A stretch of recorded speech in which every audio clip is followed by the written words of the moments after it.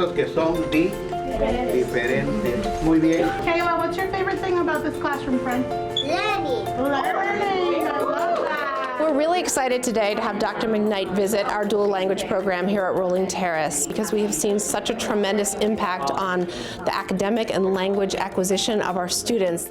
This program is one that everybody talks about, and most importantly, they talk about it because this program is a model of success. ¿Tulipanes sembró?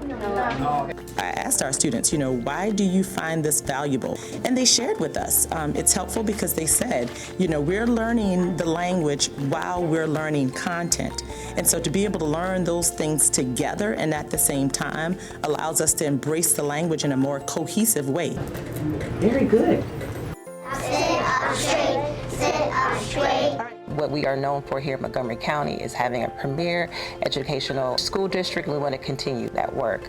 And so it just pleases me to be able to see firsthand the work that we've done with our Dual Immersion Program. To be here today to see this program in action really does reemphasize, and particularly in the voices from our students, that this program is one that is successful, one that our students and teachers value, and most importantly, one that prepares our students to be college, career, and community ready when they leave Montgomery County Public Schools.